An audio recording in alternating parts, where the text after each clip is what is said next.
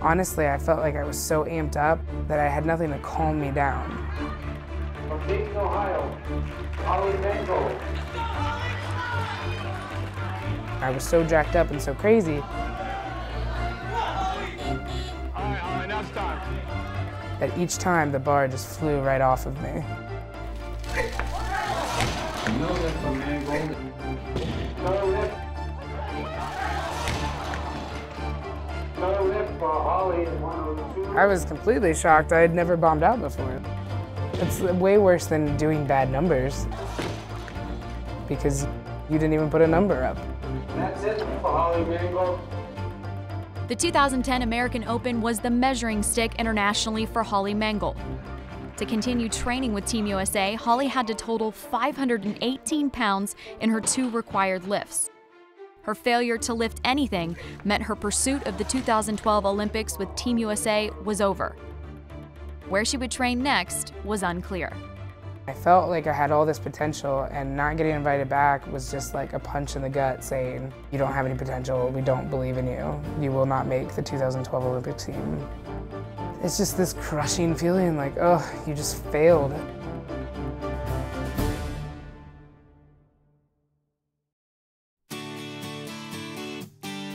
Holley Mangold was an accomplished athlete growing up in Dayton. Her first love, football, consumed most of her free time. Sure, she dreamed of one day playing in the NFL like her big brother Nick, but she knew a career on the gridiron beyond high school was not realistic. In search of a sport she could excel in, Holley also participated in track and field, and in her junior and senior years, powerlifting. I started my own powerlifting team at Alter. It was a girls' powerlifting team, and we won state, and it was really cool and awesome. On the heels of her success as a powerlifter, Holley decided to research the sport of Olympic weightlifting. But she needed a coach. I found Dan off of the internet.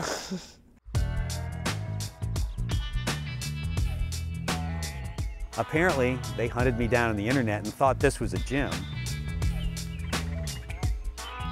So we drive out to this place. It's an hour and 15 minutes away from my school. I'm like, I don't think this is a gym. So I had an armload of tools and I was walking out past the driveway to the shed to work on the tractor, and I stop and there's a Mustang with these 2 huge people in the windshield. And they look lost. And all of a sudden this man comes walking out and goes, hey, you guys lost? I'm like, well, we were looking for a gym with a coach named Dan Bell in it. Well, I'm him, you know, I got some weights in the barn. Holley, now enrolled at Ursuline College just outside of Cleveland, found her coach. But in order to train with Dan Bell, Holley would have to make the hour commute to Ashtabula County so she could lift in his brother's garage. She even spent one summer living on the farm. Was her beginning ideal? Probably not. But hey, that's weightlifting.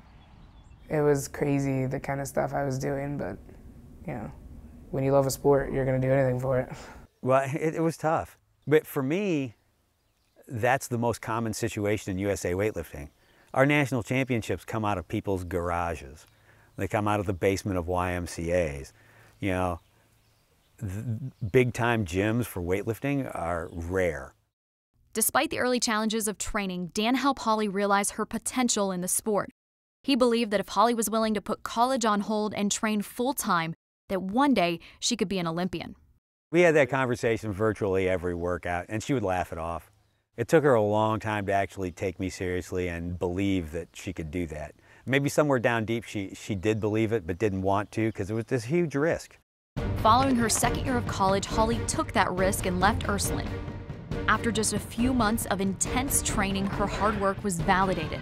Holley was offered a spot at the Olympic Training Center with Team USA in Colorado.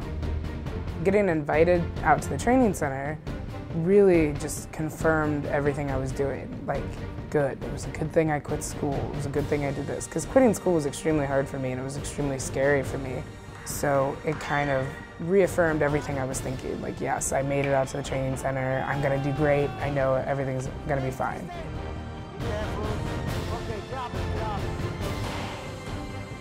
As sure-minded as Holley was, her biggest test was still to come. Her future with Team USA hinged on the results of the 2010 American Open. Holley Mangold. I didn't have a routine down yet of lifting and competing. I had nothing to calm me down. This sport is a very mental sport, and I was not mentally prepared. I wasn't there yet to where I needed to be. For Holley, bombing out at the event and being cast aside by Team USA brought the realization that she could no longer rely on natural strength alone. If Holley was to return to the Olympic discussion, she'd have to commit to technique changes and overcome mental barriers. Coach Bell decided Holley should train with a new set of coaches at Columbus Weightlifting.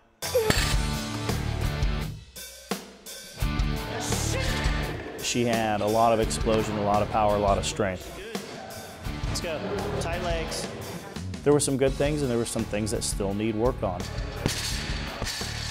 Coach Mark Cannella founded Columbus Weightlifting in 1999, and he's been working to perfect the technique of world-class athletes ever since.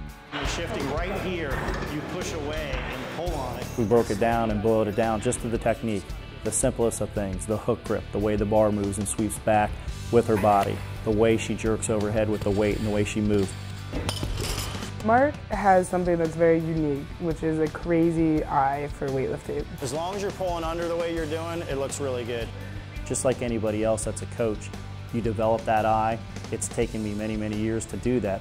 Call that what you will. To me, it's an advantage because I can see things, every single lift that she does, whether it's correct or not, I can kind of mentally note that so we can make corrections along the way. Yes, like that. The sport of Olympic weightlifting is as much mental as it is physical. Coach Cannella relied on Drew Dillon, also a competitive lifter, to help provide that guidance.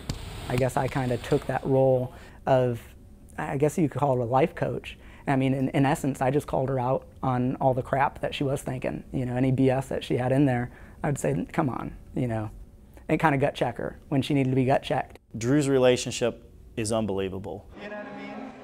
He literally sets where she needs to point in terms of a compass and gets her there. I've needed those people in my life to tell me, Holley, what are you doing? Focus. Stop being stupid. Don't waste your life away. Do what you need to do. With Mark serving as Holley's coach and Drew as her training partner and mentor, Holley could focus all of her energy on making a run at the Olympics. Mark's acute sense for observing technique provided immediate results. In 2011, Holley added 44 pounds to her total in the clean and jerk and 42 pounds in the snatch.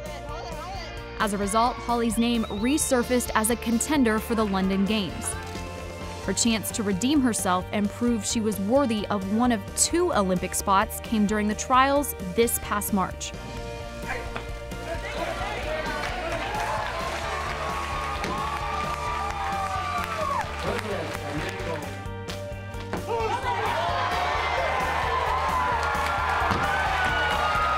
I knew that I had lifted enough to be in the second spot, and then one of the girls was trying a lift that would tie me.